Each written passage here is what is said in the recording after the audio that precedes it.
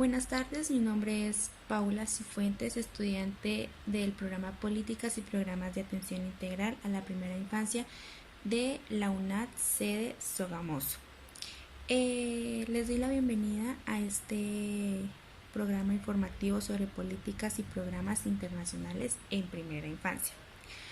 La importancia de diseñar y aplicar las políticas y programas de atención integral a la primera infancia es indispensable, ya que con ellas podemos ayudar a cuidar y hacer cumplir los derechos de los niños y que nadie los pueda pasar por alto. Y gracias a documentos que encontramos ya sea en internet o los que nos dieron para trabajar en esta parte de la actividad, podemos aprender un poco más sobre el tema.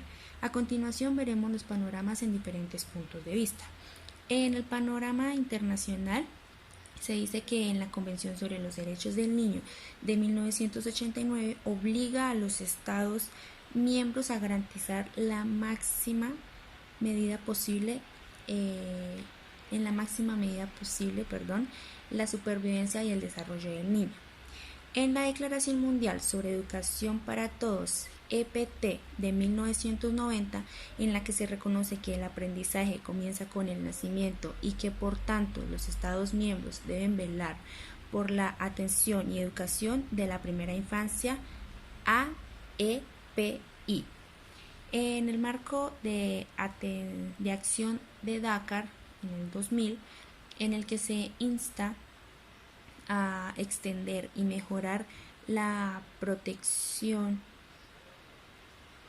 y educación integrales de la primera infancia como primer objetivo de la EPT, especialmente pero no exclusivamente para los niños más vulnerables y desfavorecidos. En el panorama nacional, mientras los países avanzan para lograr los compromisos de la Convención sobre los Derechos del Niño, CDN, las metas de educación para todos y los objetivos de desarrollo del milenio, actualmente líderes nacionales de los sistemas de educación, las agencias internacionales de cooperación, universidades y centros de estudios y organizaciones de la sociedad civil han dado una importancia a la identificación y revisión de los múltiples factores que han llevado o bloqueado los procesos para lograr resultados concretos, universales y sostenibles. En las políticas inclusivas dicen que existen leyes que promueven la igualdad en la educación, incluyendo a las personas con algún tipo de discapacidad. Dice que el Estado apoyará y fomentará la integración al sistema educativo de las personas que se encuentran en situación de discapacidad a través de programas y experiencias orientadas a la educación, atención educativa y asimismo a la formación de docentes idóneos. Eso lo encontramos en el artículo 47 de la Ley 115 de 1994. ¿Qué es la Convención de los Derechos del Niño? Dice que es un tratado que establece los derechos en sus 54 artículos y 2 protocolos facultativos, definiendo los derechos humanos básicos que disfrutan los niños y las niñas. Los cuatro principios fundamentales de la Convención son la no discriminación, el interés superior del niño, el derecho a la vida, la supervivencia y desarrollo y la participación infantil. La Convención es el tratado más ampliamente ratificado por todos los países del mundo, a excepción de Somalia y Estados Unidos. Por tanto, los estados parte, incluyendo España, están obligados a respetarlos y hacerlos cumplir sin distinción de raza, color, sexo, idioma, religión, opiniones, procedencia, posición económica, creencias, impedimentos, nacimiento o cualquier otra condición del niño, de sus padres o de sus representantes legales. ¿Cuál es el propósito de esta convención? El propósito de esta convención de los derechos del niño es muy claro y es defender los derechos del niño y velar porque esos derechos se cumplan no solo en ciertos países sino en todos, ya que los niños tienen los mismos derechos, ya sea que vivan en este continente o en otro. ¿Cómo garantizar el cumplimiento de los derechos del niño? En una parte de un artículo se da a entender que no se garantiza al 100% el cumplimiento de estos derechos. Un ejemplo claro es que dice: por eso nos preocupa que en la nueva ley 10.029, que determina las competencias de los ministerios, no se hace referencia a la ley 9.944 ni aparece autoridad responsable en los términos de dicha norma.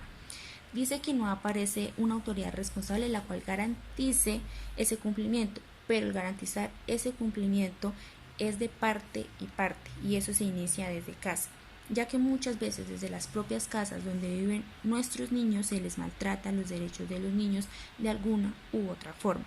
Entonces pienso que garantizar el cumplimiento de estos derechos se debe hacer primeramente en casa. ¿Cuáles son los principios generales para la realización de los derechos del niño? Los principios generales son muy simples y creo que todos lo sabemos. Es el interés superior del niño, el derecho a la no discriminación, el derecho a la vida, la supervivencia y el desarrollo, el derecho a la libertad de expresión y de ser escuchado, el derecho a la salud, derecho a cuidados especiales, derecho al cariño y amor de sus padres, derecho a la educación, derecho a la protección de los niños, derecho a la protección contra maltratos de otras personas en los colegios, etc. ¿Cuáles son los objetivos del desarrollo de milenio?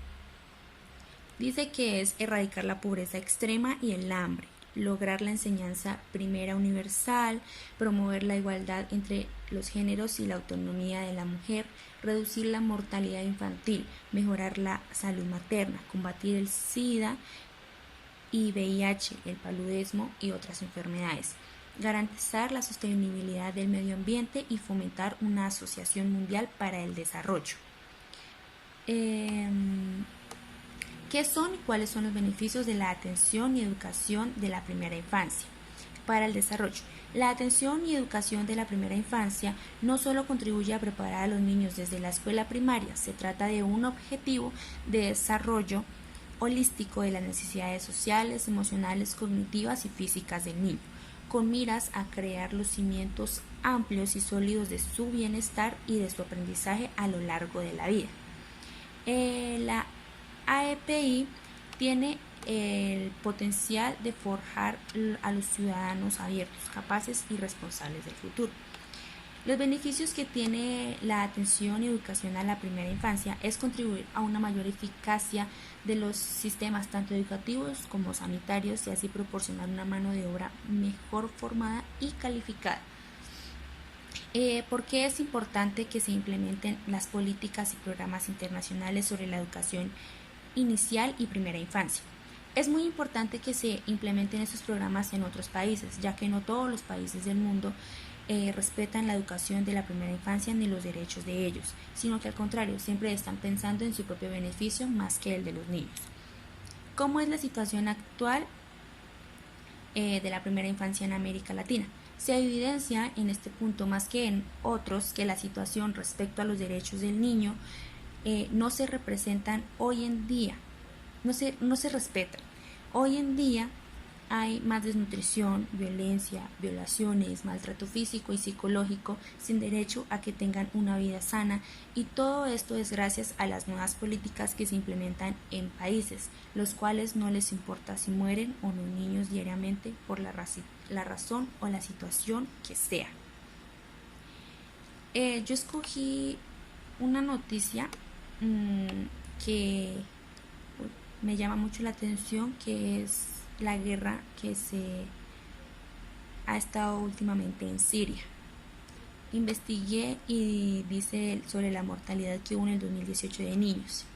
Dice: UNICEF alertó de que 1.106 niños murieron durante los combates en Siria en 2018.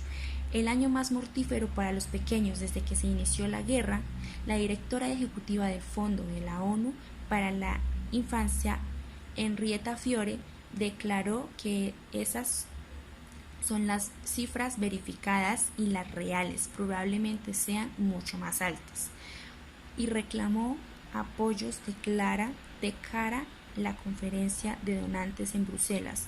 UNICEF señala que las minas sin detonar son la principal causa de víctimas infantiles en Siria y el año pasado fueron responsables de 434 muertes y lesiones, mientras que hubo un número nunca visto de ataques contra instituciones de educación y salud, 262 en total. Fiore apuntó que los niños y las familias en tierra de nadie siguen viviendo en el limbo, y en Rukban, cerca de la frontera con Jordania, su situación es desesperada.